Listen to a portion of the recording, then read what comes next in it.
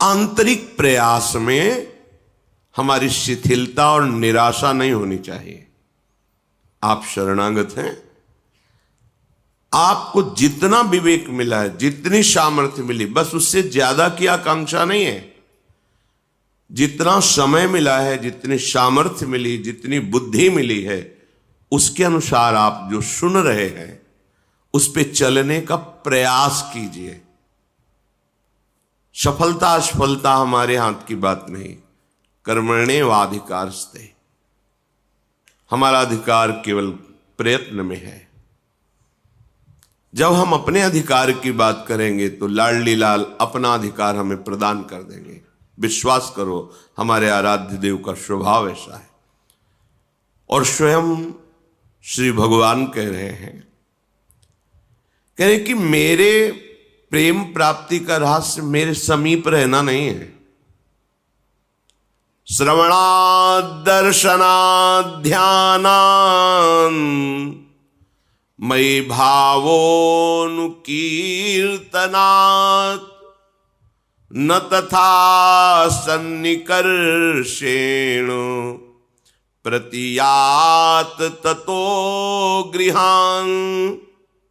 गोपीजनों से कह रहे हैं, यही बात ब्राह्मण पत्नियों से भी कहा कि देखो, मेरे समीप रहने से वैसा प्रेम प्राप्त नहीं हो सकता जैसा श्रवणात्, मेरी लीला कथा सुनने से प्राप्त होता है। भगवान साधन बता रहे हैं कि इस पर प्रयत्नशील रहो तो तुम मुझे प्राप्त कर लोगे। श्रवणात् दर्शनात् ध्यानान् मयि भावोनुकीर्तनात्, इतने में ही हमारा समय पूरी दिनचर्या का जाना चाहिए। हमारी श्रवणेन्द्रिय सदैव नाम कीर्तन, प्रभु के गुण कीर्तन, प्रभु की लीला कथा सत्संग, इसके सुनने में लगी रहनी चाहिए। अब अपने को प्रयास करना है कि श्रवणेन्द्रिय से और कुछ ना सुने। परहेज नहीं करोगे, रहनी से नहीं रहोगे तो बहुत काल सत्संग होने पर भी आपका परिवर्तन नहीं होगा, क्योंकि आप अपना परिवर्तन करना नहीं चाहते तो कोई आपका परिवर्तन नहीं कर सकता। आप में जो ऊर्जा शक्ति है, चैतन्य शक्ति है, क्रिया शक्ति है, श्रवणाद, अपनी श्रवणेन्द्रिय को बस इतने पे सीमित कर लीजिए। प्रभु की चर्चा, प्रभु के भक्तों की चर्चा, उनकी लीला कथा, सिद्धांत, सत्संग, नाम कीर्तन, यही हमारी श्रवणेन्द्रिय सुने। भगवान आदेश कर रहे हैं कि मेरा निश्चित प्रेम प्रकट हो जाएगा। और दर्शनात्, प्रभु के छवि का दर्शन, श्री विग्रह का दर्शन, सब में भगवत भाव का दर्शन, वर्तन नहीं, दर्शन, सब में हमारे प्रभु हैं। ये बहुत बड़ा साधन है भगवत साक्षात्कार का। भगवान कह रहे हैं दर्शनात्, अपनी जो कुटिया में श्री जी विराजमान छवि रूप में, पहले भावना करो कि छवि नहीं, साक्षात बैठे हैं। तो अगर प्रभु साक्षात बैठे हो तो हम कैसा बर्ताव करेंगे? जो हमारे गुरुजन पधारते हैं, श्रेष्ठ जन पधारते हैं, तो हम कितना सरल, नम्र, प्रिय और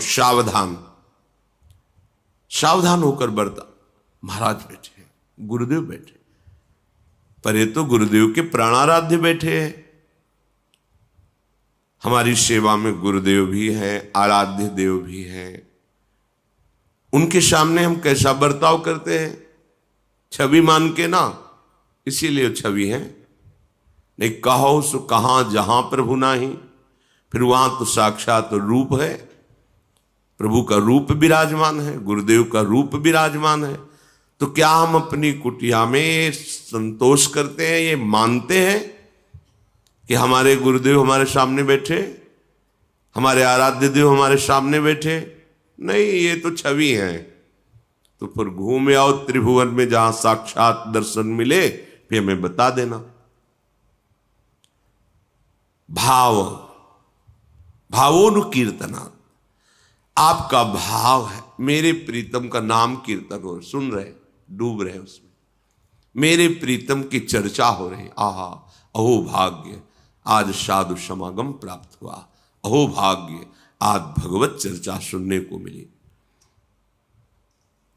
बड़े बड़े महापुरुषों ने जब आपस में भगवत चर्चा की तो एक दूसरे की वंदना कर रहे कि आज आपने मेरे आराध्य देव की चर्चा सुनाई।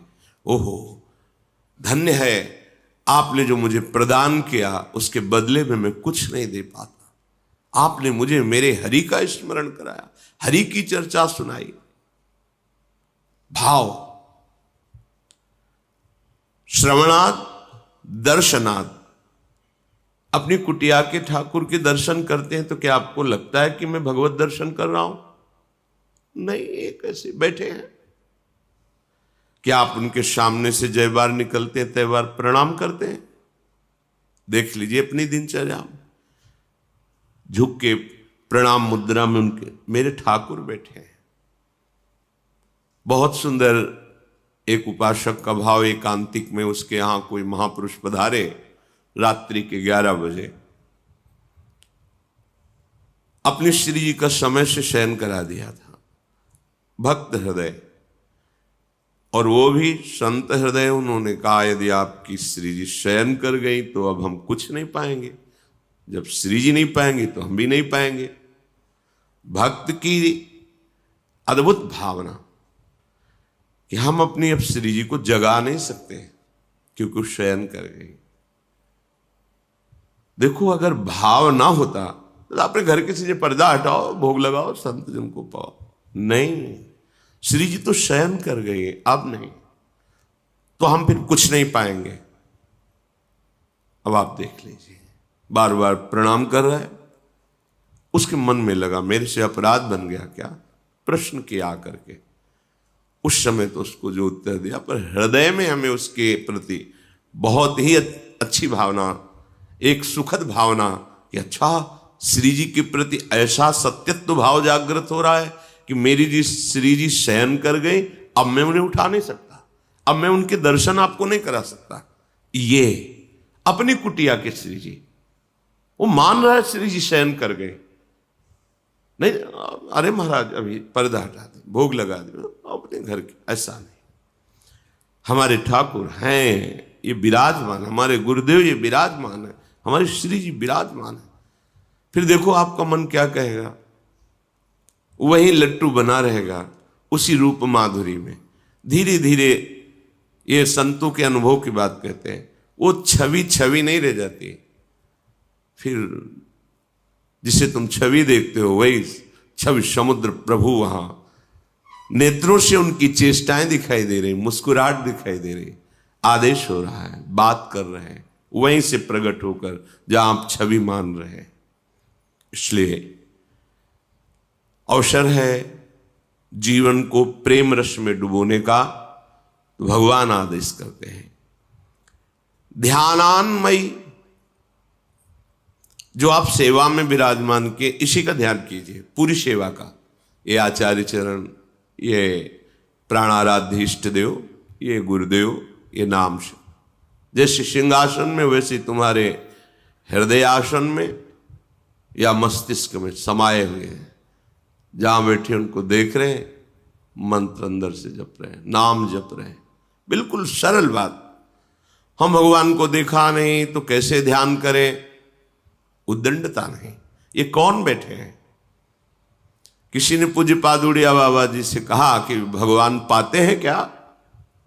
तो उनका बिहारी जी में जो 56 प्रकार के भोग लगते हैं, राधा वल्लभ जी में, राधा रमन में, तो तुम दिखावा समझते हो क्या? साक्षात प्रभु आरोकते हैं। और ब्रह्मबोध संपन्न, ज्ञान की सिद्ध वृत्ति वाले महापुरुष साक्षात प्रभु आरोकते हैं, तुम दिखावा समझते हो क्या?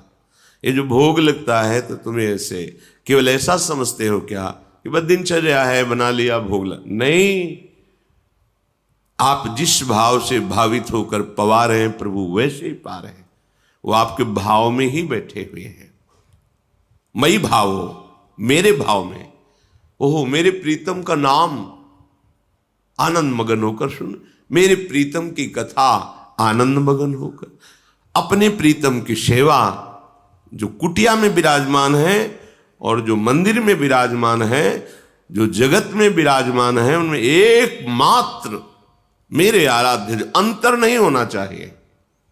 अंतर रखोगे तो भागना पड़ेगा, भागते रहो कितना भागोगे, फिर अंतर ही बना रहेगा। और अंतर रहित तो निरंतर जहां दृष्टि डालोगे वहां अपने आराध्य देव का भाव आपके अनुभव में आने लगेगा।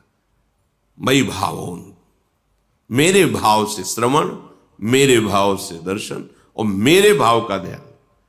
मेरे ही तो आराध्य देव हैं, बस पूरा जो सेवा विराजमान उसे अपने दिमाग में बैठा लो। ध्यान हो रहा है, ये महाप्रभु बैठे, राधा वल्लभ लाल जी बैठे, नाम सेवा विराजमान, पूज्य महामहिम करुणामय गुरुदेव भगवान विराजमान है। हाँ, बस मंत्र चल रहा है, ये ध्यान हो रहा है। वो ध्यान नहीं हो पा रहा, नाम का ध्यान कर रहे हैं। फिर प्रभु कह रहे हैं कीर्तनात्, मेरे गुणों का कीर्तन करो, मेरे नाम का कीर्तन करो, मेरी रूप माधुरी का वर्णन करो, मेरे भक्तों की लीलाओं का गायन करो। इससे क्या होगा कि प्रतियात, तुम्हारे हृदय में प्रेम प्रकट हो जाएगा। न तथा सन्निकर्षेण, मेरे समीप रहने से वैसा प्रेम नहीं होगा। देखो उद्धव जी समीप है ना, वैसा प्रेम कहां है। लेकिन भाव में डूबी हुई गोपीजन जब आश्रमों से अभिषिक्त कपोल करते हुए श्री कृष्ण को पुकारती हैं, उनके रूप का गान करती हैं, उनके जस का गान करती हैं, उनको देख करके ही, उनकी वाणी सुन करके, उनकी चरण रज में बैठकर उद्धव को जिन प्रेमानंद स्वरूप श्री कृष्ण का अनुभव हुआ वो उनके समीप रहने पे नहीं हुआ। स्वयं भगवान कह रहे हैं न तथा सन्निकर्षेण प्रतियात ततो गृहान। तुम जाओ सब अपने गृह में रहते हुए, घर में रहते हुए मेरा कीर्तन करो, मेरा कीर्तन सुनो, मेरी सेवा करो, मेरे ध्यान में रहो, बस तुम्हें मेरा प्रेम प्राप्त हो जाएगा, वो जो मेरे समीप रहने से नहीं होता। वही कुशल है, वही चतुर है जो इस मनुष्य जीवन में प्रभु से प्रेम कर ले। हमारी बड़ी दुर्दशा है, बड़ी दयनीय दुर्दशा है। हम मन और इंद्रियों को, शरीर को इतना प्यार करते हैं, कहीं प्रभु नहीं है। देख लो, कहीं नहीं। जब विचार करके देखते हैं ना, कहीं नहीं। आप मां जो हो वो थोड़ा समझ सकते हो। आप अपने बच्चे को कितना प्यार करते हैं, क्या कभी दोष दर्शन करती है मां अपने बच्चे में? वो सिर्फ बच्चा देखती, सिर्फ बच्चा। वो कितना बड़ा अपराध करके आ जाओ, छाती से लगा कि यही बात कहेगी अपने पति से, कुछ भी हो जाए मेरे बच्चे को कुछ ना होने पावे। अपनी पूरी सामर्थ्य लगा देगी कि उसको कष्ट ना। ये कहां से आया है मां में वात्सल्य? प्रभु के एक अंश से त्रिभुवन की माताओं में। मेरे प्रभु कितने वात्सल्य सिंधु होंगे, और उन प्रभु को जो अपने हृदय में बसाता है वो संत कितने वात्सल्यमय होंगे, तुम्हें पता भी नहीं। अगर हम अपने शरीर को दुलार करते हैं, इंद्रियों को दुलार करते हैं, मन को दुलार करते हैं, इतना करते हैं कि उसके आगे हम किसी को नहीं समझते। ये हमारे पास एक उदाहरण नहीं, शास्त्रों उदाहरण है। बचपन से शास्त्रों, ब्रह्मानंद में छके हुए गुरुदेव को, जिनके कृपा कटाक्ष से मोक्ष पदवी चरणों में लुट जाए, उनको जहर दे दिया केवल संपत्ति के लिए। महापुरुषों का दो प्रकार का वैभव होता है। एक होता है बाह्य वैभव, हो ऐश्वर्य, जमीन, ये वो सब, क्योंकि जब रिद्धियां सिद्धियां हाथ जोड़े खड़ी तो प्राकृतिक वैभव की बात क्या, लुटता है उनके सामने। और एक होता है आंतरिक वैभव, जहां भगवद अनुराग, आत्म प्रेम छिपा हुआ। शरणागत जन दो प्रकार के ही उनके होते हैं। जो मूढ़ता को लिए हुए शरणागत हुए हैं, उनसे यही आकांक्षा करते हैं उनके वैभव का बाहरी भोग करने। और जो विवेक को लेकर शरणागत होते हैं वो उनके आंतरिक वैभव को प्राप्त करना चाहते हैं। जहां जिस सुख में वो मगन है वही सुख मुझे प्राप्त हो। परम गुरु स्वरूपा है श्री गोपीजन। कुर्वन्ति ही त्वयि रतिम कुशलाः स्वात्मन नित्य प्रिय पतिसुतादिभिरार्ति दैहिकीम तन्नः प्रसीद परमेश्वर मास्म छिंद्या आशाम भ्रताम त्वयि चिराद अरविंद नेत्रम। हे अरविंदाक्ष, आप कहते हैं कि घर जाओ प्रत्यात्म गृहम। आप कहते हो मैं मानती हूं, लेकिन विवेकवान वही है, ज्ञानवान वही है जो आपकी इस बात का रहस्य समझ जाए। गृह जाओ, लौटो हृदय में और देखो तुम्हारा प्रिय कौन है। पति, पुत्र, परिवार, सगे शने संबंधी, धन, वैभव? नहीं, ये जिनके कारण प्रिय लगता है उस कारण के परम कारण आप हैं।